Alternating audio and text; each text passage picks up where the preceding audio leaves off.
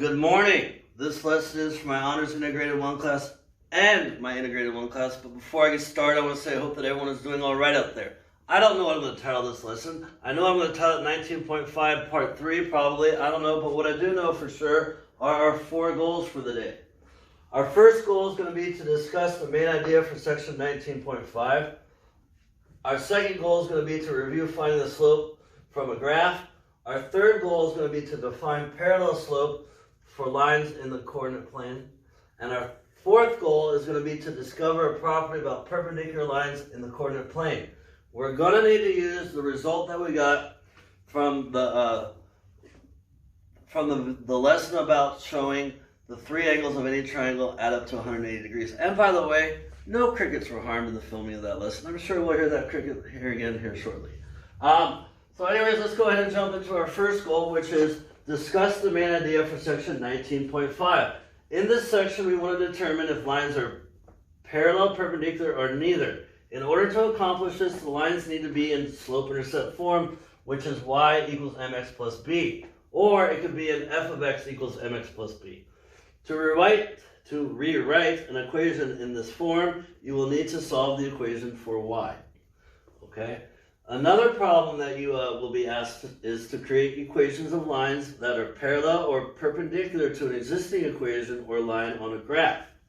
Alright, so that's our first goal. So you're just recognizing if they're parallel, perpendicular, or neither, or creating parallel or perpendicular. Pretty straightforward. And that's why we need that lesson about writing equations of lines, that long one.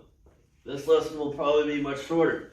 Our second goal, which is to review finding slope from a graph. Okay, that's our second goal, review finding slope from a graph. So in order to accomplish this, we need to find 2 nice points on the graph of that line, and then we need to explain how to go from one point to the other point. And we're going to have to explain that using the rise, which means we go up, which would be positive, or down, which is negative, and the run, which is going to the right, would be positive, or the left would be negative. I'm going to clean up this board. I'm going to come back with an example or 2 on how to find slope from a graph and prepare us for the part 3 as well. So let me go ahead and clean this up. I keep tripping over my words. Let me go ahead and clean this up and I'll be back. I'm back. So let's go ahead and continue with our second goal here. And we want to find the slope of a line in a graph. And remember, we want to find 2 nice ordered pairs. So I have one nice ordered pair at 1, 3. Oh, cricket.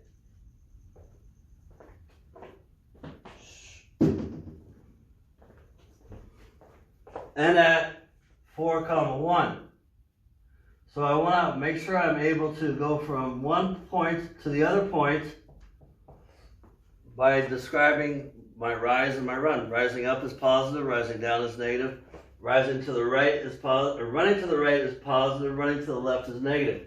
So to go from 1, 3 to 4, 1, it looks like I rise in the -2 direction, and I run in the, let's see here, 1, 2, 3. I run to the right, and that's in the positive direction.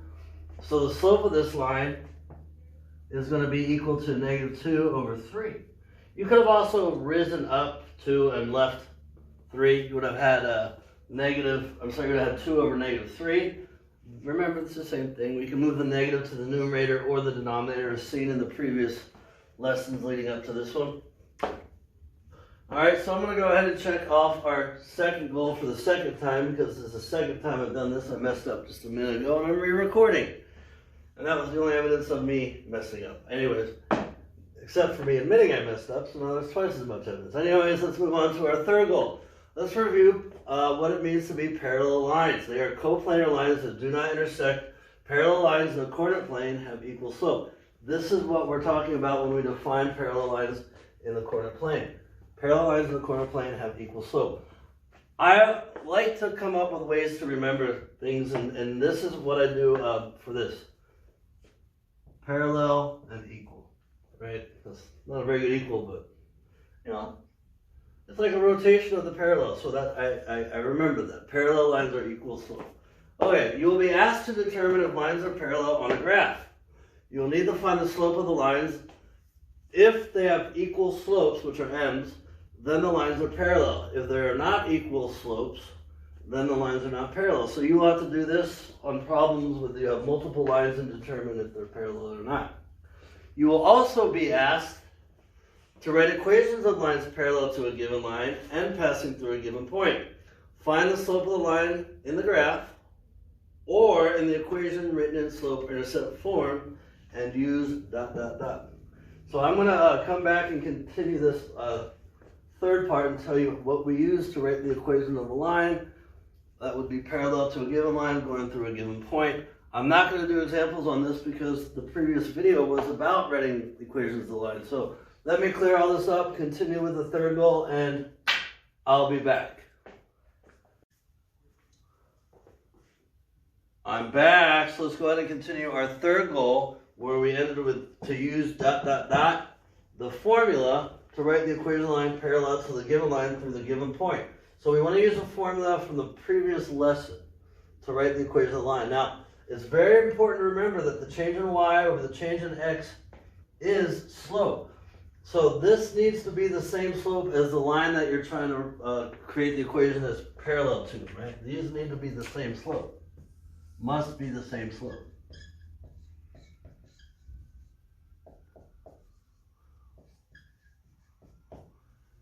Okay, must be equal slope for parallel. Okay, and remember we made a table, got our first x and y, and went from there.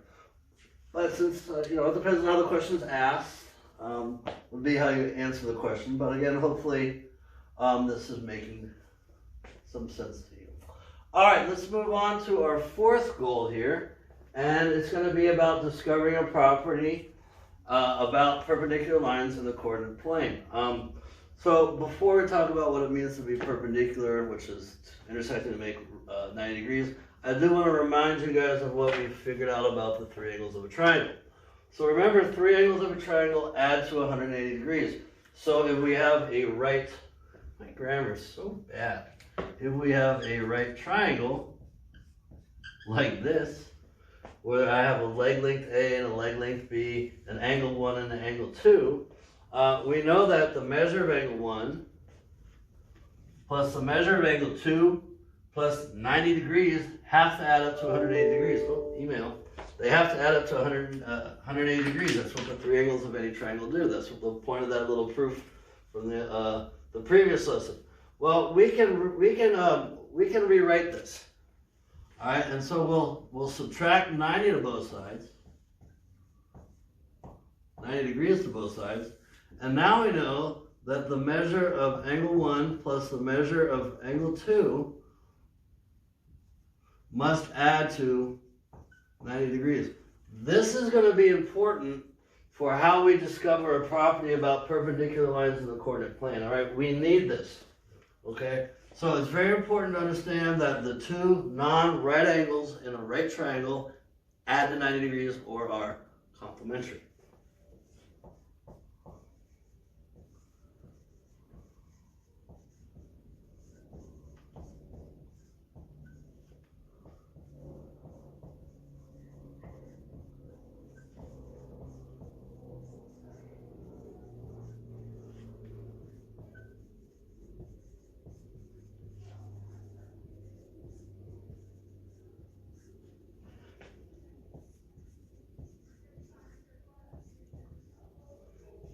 And you know what? These two angles, by the way, must be acute. The two acute angles in the in any right triangle must add to 90 degrees, or it must be complementary. All right, so I'm going to go ahead and clean this up, and I'm going to make an argument, remind you what it means to be perpendicular, and hopefully you can follow along and understand where this property about perpendicular lines in the coordinate planes come from, because if you understand where it comes from, it's going to be easier to write equations or determine if the lines are perpendicular. So let me erase all this and I will be back. I'm back, and so is a cricket. I can't find where he's hiding. It's driving me nuts, but I still need to continue with this lesson. So let's continue with the fourth goal. All right, so we know from the previous section that the two acute angles in a right triangle must add to 90 degrees. They're complementary. Now let's review. Perpendicular lines intersect to make right angles. Now I want to tell you how I'm going to make this argument before I make it so you can follow along a little bit better instead of wondering like, why did I do this? Why did I do that? I want to just be upfront and let you know what I'm going to do. So I want to show you, if we find the slope of a line which makes a right triangle, we can use a sequence of rigid transformations to position the image in such a way it forces the hypotenuses of the right triangles to be perpendicular. From there we can discover a property about the slopes of perpendicular lines if we accept both hypotenuses, or hypotenusi, I don't know, hypotenuses represent the perpendicular lines. So let's start, Let's start with a line, with slope of A over B. So my rise is A, my B is run. So here's my line, there's my rise of A, there's my run of B. Let's label the angles and state what we know, okay? So it's a right triangle. These are called slope triangles. They must be right triangles. And I'll call that angle 1 and I'll call that angle 2. And what we know is that two acute angles in a right triangle must add to 90 degrees. So I know that the measure of angle 1 plus the measure of angle 2 must add to 90 degrees.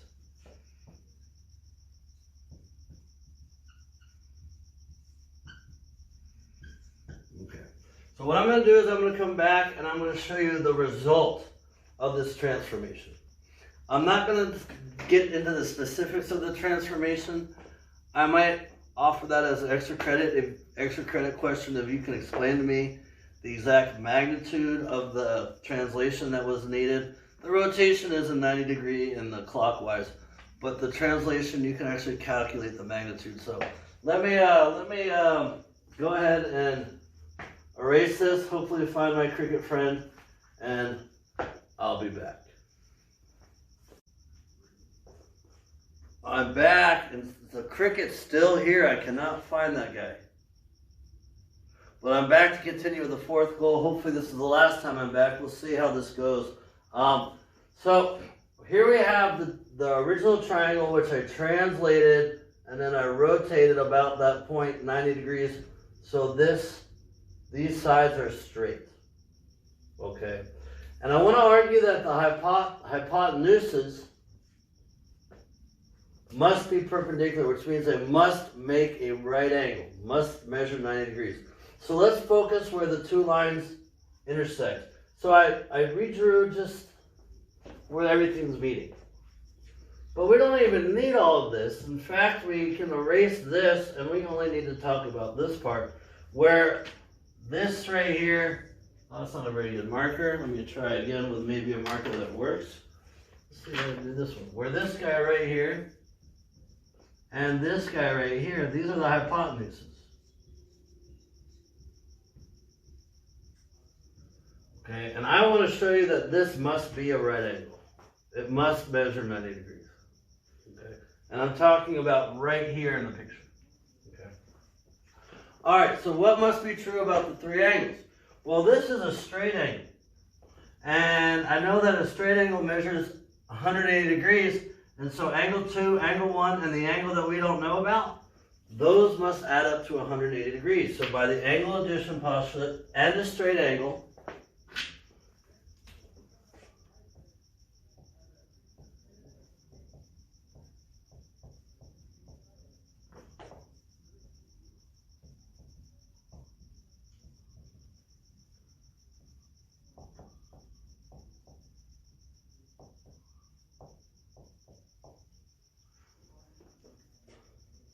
the measure of angle 2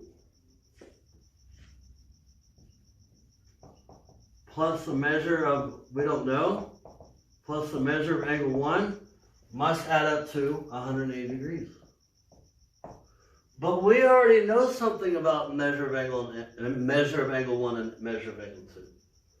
Measure of angle 1 and measure of angle 2, those are the acute angles of a right triangle. So that means that together they add to 90 degrees.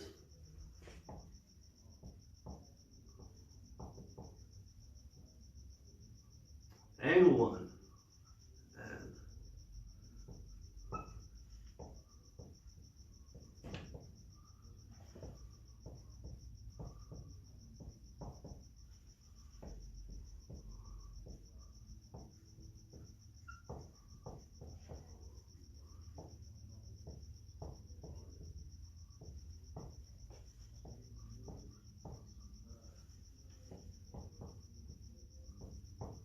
to plug that into our equation.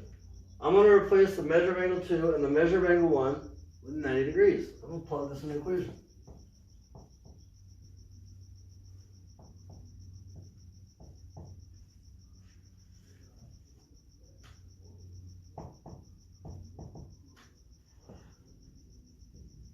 Or substitute in place of measure of angle 2 and measure of angle 1. So I know that the measure of the angle that I don't know plus my 90 degrees, which is replacing angle 1 and angle 2, those two angles add up to 180 degrees.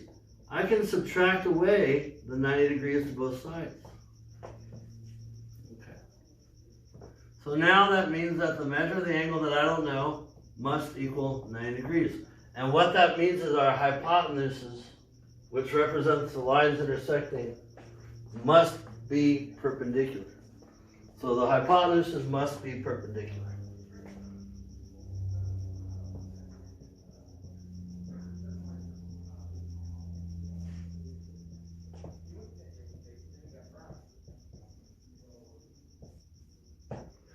All right.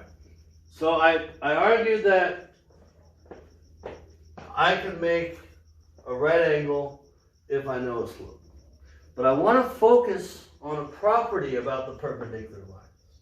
I want to focus on the property. So what property do we want to discover? What's the property that we want to figure out?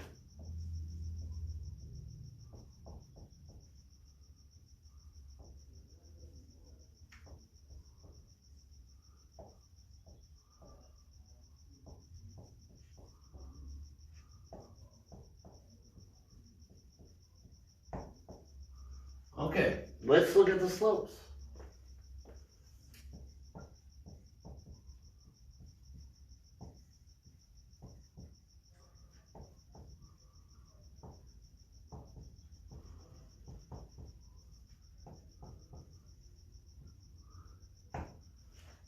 I have one slope, that's A over B. I rise in the A direction and I run in the B direction. So one slope is, and it is positive. M is positive on this one. This is a positive slope because it's rising from left to right. This is a negative slope. So the second slope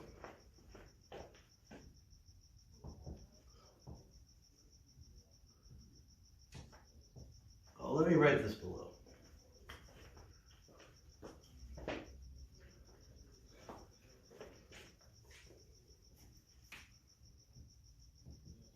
And the second slope must be negative because it's going in the downward direction.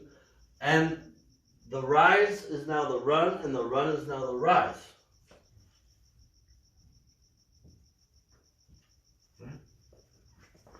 The run is now the rise, and the rise is now the run. Say that fast. So what do you notice about these? What do you notice? Well, they're opposite reciprocals.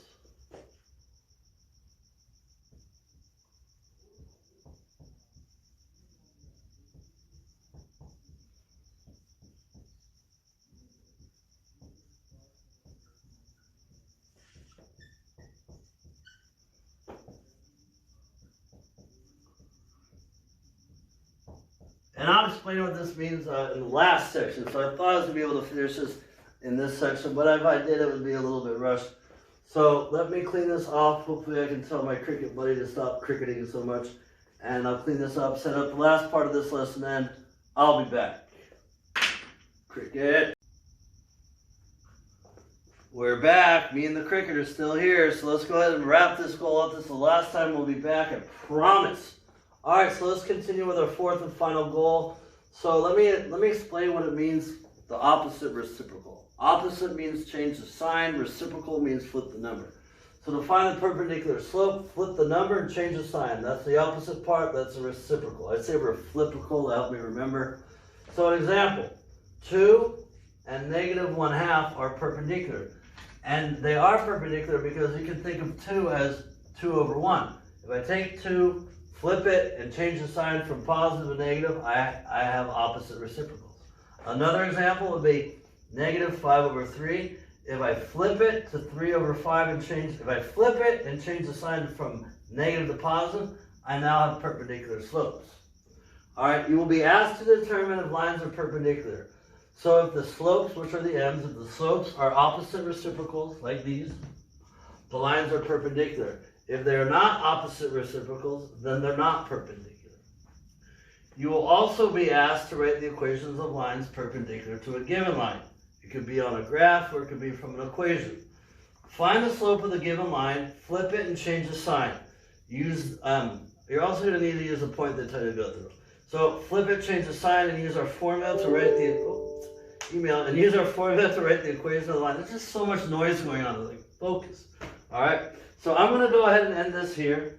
Again, I hope that this makes sense. I hope you understand why perpendicular lines have opposite reciprocal slopes. I really tried to connect those dots. I don't know if I was a little too long-winded or not.